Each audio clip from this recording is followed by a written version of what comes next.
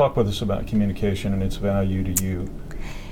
I had an advantage of having been an appointed State Board of Education member, as well as someone who had been an educator, but also through the private sector in a business that was related to education as a supplement through parent engagement and through parent partnerships. So I had a different view than someone who grew up and professionally climbed through some of the leadership ranks in education through a superintendent's career ladder, let's say, or from my predecessor who really came also from a unique perspective as well. But I served under the previous administration as a board member. So what I saw was a recognition that reform doesn't happen just because we pass a law or adopt a policy. Reform happens when people engage and do the hard work of implementing. And implementing cannot happen without communications. And so in the battle for excellence in the classroom, our teachers are on the front lines, and our superintendents and school leaders are like battalion commanders in that army. And you've got to have trust with them, because I cannot affect meaningful improvement or changes in the classroom without that communication and without building a rapport and trust. And we're not always going to agree, but we are going to make certain we are meeting with those stakeholder groups very regularly, in fact monthly, so that we have that kind of understanding of what I'm trying to accomplish, and they can help me do that in a better way. And then, you know, there's also that here's where we're not cutting it, folks, and we do that in private, and we do that where we can build together and stand shoulder to shoulder to really make meaningful change. And so, as a board member, I saw the frustration on both sides, and I was able to see that the communication was key, and also the communication to the public, so that the public could understand what was happening in classrooms, and I would tell that story through the eyes of a teacher. And we have been, I think, pretty successful in keeping the momentum of public interest and focus on education in our state since I've been in office, and it's something that I think will be truly the key for getting great things done, because it is through that public opinion that we then are able to assist legislators in understanding the significance of a vote or an initiative, and then that also builds trust with them. If our parents know that, then when we get to the plan, they will have been a part of the debate. They will have been a part of the idea generation. And so they can see the progression.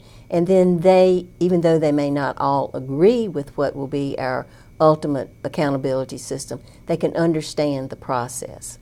The second advice is that if you want an idea to stick, if you want people to support what you're doing, remember that you need to communicate at least 10 times. And if you do not communicate in different venues, in different areas, then people will not remember. So you've got to continue to talk about it. You've got to have a very succinct message to communicate. One thing that we have started saying in our department as we have meetings across the state is that ESSA gives us an opportunity to measure school success by more than just a test score. So we've taken what we've heard in the past, I don't want my school to be measured by just a test score. So then we say, here is an opportunity to do that. So they are two big pieces of advice that I would give my colleagues. And then the third is that remember, no one, everyone will not be satisfied. So you have to have a way of you have to have a rationale about why this was not selected or why this won't work, and to keep that ongoing dialogue. In fact, I told our superintendents at our last meeting, my goal is that we have talked with you so much about ESSA that I will hear from you. Will you please not talk about it anymore? So good luck on that one. And that's great. But the other thing is that we need to recognize, the third thing is that education is dynamic in the sense that people are moving in and out. So don't fall into the trap that you've communicated, you think everything is fine, and then forget about the new superintendents, about the new principals, about the new teachers coming into the system. Tell me a little bit about how your agency communicates with this incredibly broad array of stakeholders on what will be some very new behaviors that are going to have to be put in place in Pennsylvania. Mm-hmm. Well, as you know, in the world of education, and having spent practically now half my life in education, you can never communicate enough. I mean, even when you think you've saturated, the market and the stakeholder groups with information, there's always someone or a group of individuals who have said, first time I've heard it, or I didn't hear it, I didn't know. Tell me. Yeah. So, first and foremost, it's not taking for granted that we have a great communication plan in place. It's over communicating, sharing our message over and over and over again, and not assuming at all that our message is getting out to a diverse stakeholder group. So what we did first when we started off, we engaged with partners that we connect with on a frequent basis, but we've asked them to, at minimal, communicate and share this information with 10 people. Really? And we've given them the opportunity to share with as many people as they wanted. Right. And as a result, it's been amazing. Then as we advance through the process, well, we have a tremendous communications team here led by Stacy Hupp. One thing her and I talk about regularly is that communications isn't just the job of the communication team.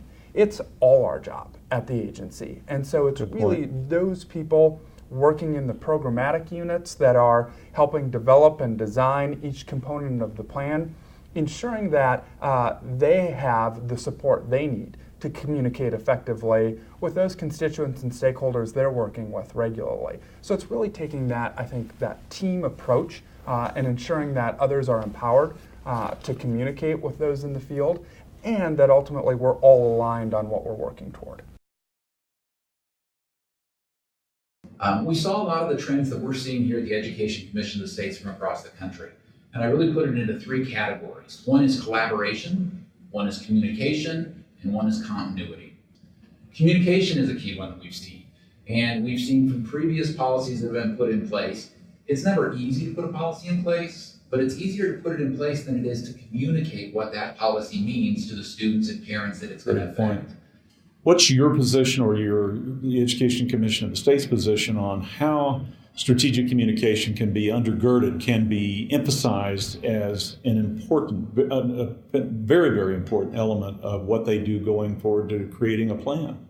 Most state agencies, they have a really good idea about what they need to communicate, but they don't always have the staffing capacity or the funding to really get a message out and teach everyone in their state why this policy is of value, or what are the values the policy brings for their family or their students. I think the one thing that we would push the most, and at the Education Commission of the States we're going to continue to talk to states about, is learning from each other.